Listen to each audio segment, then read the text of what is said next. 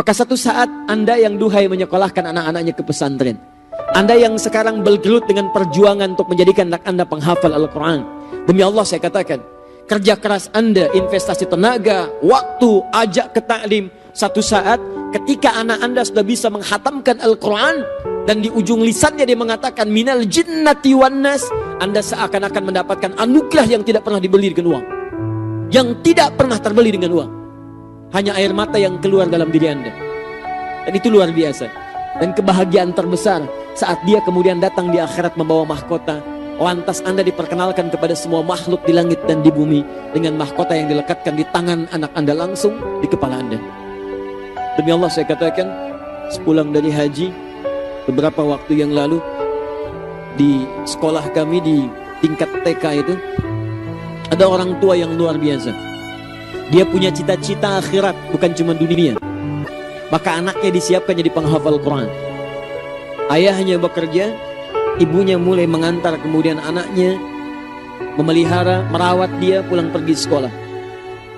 Dan dia sudah paham akan mengetes anaknya dalam hafalan yang ditetapkan di sekolahnya. Suatu saat kemudian dalam mengantar itu mulai terasa, ternyata perut mulai sakit, kaki mulai sakit. Mohon izin maaf sekali, berkonsultasi ke dokter, ternyata dokter mengatakan setelah dilihat ada penyakit jantung pada dirinya.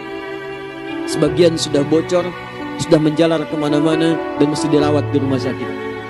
Teman-teman Anda tahu, dalam sakitnya itu masih mengamati pendidikan anaknya, meminta Gojek kemudian untuk mengantarkan dia sekolah, bahkan memonitor sampai di surat apa dia kemudian menghatamkan Qurannya. Dan dalam sakitnya dia telah menyiapkan hadiah terindah untuk anaknya. Dia siapkan mainan, dia tanyakan pada guru. Satu saat di hari Jumat yang indah itu, pada jam 2 siang, anaknya diantar oleh bapaknya. Anak yang usia 5 tahun itu, yang diinfokan dari sekolah dia sudah menghatamkan juz 30-nya. Ibunya ingin mendengar kemudian hafalan Qurannya. Teman-teman, ini kisah nyata.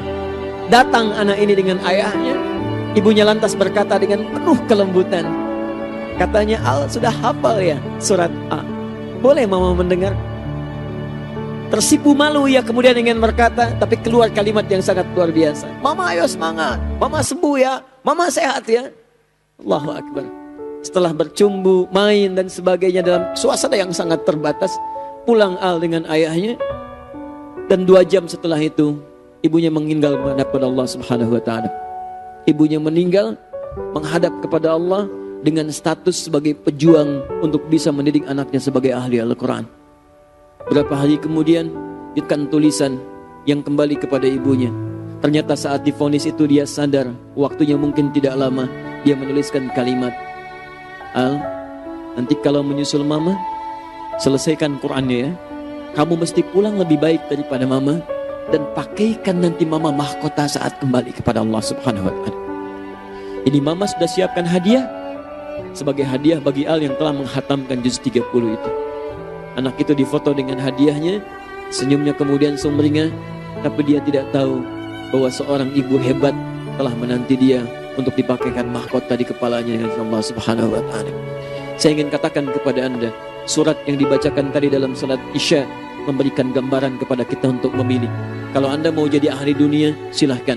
Tapi satu saat di akhirat nanti akan ada orang-orang yang dibahagiakan oleh Allah Subhanahu wa Ta'ala lebih daripada urusan dunia kita. Seperti Nabi Yusuf diisyaratkan dengan penuh kebahagiaan membahagiakan orang tuanya. Maka itu pilihan bagi kita, duhai para orang tua. Muliakan anak Anda saat ini dengan mendekat kepada Allah. Satu saat Anda akan alirkan air mata, bukan tangisan, tapi sebagai kebahagiaan karena anak Anda bisa memberikan yang terbaik di hadapan Allah Subhanahu wa Ta'ala. وَوَصَّيْنَا الْإِنسَانَ بِوَالِدَيْهِ إِحْسَانًا حَمَلَتْهُ أُمُّهُ كُرْهًا وَوَضَعَتْهُ كُرْهًا وَحَمْلُهُ وَفِصَالُهُ 30 شهرا حتى إذا بلغ أشده وبلغ 40 سنة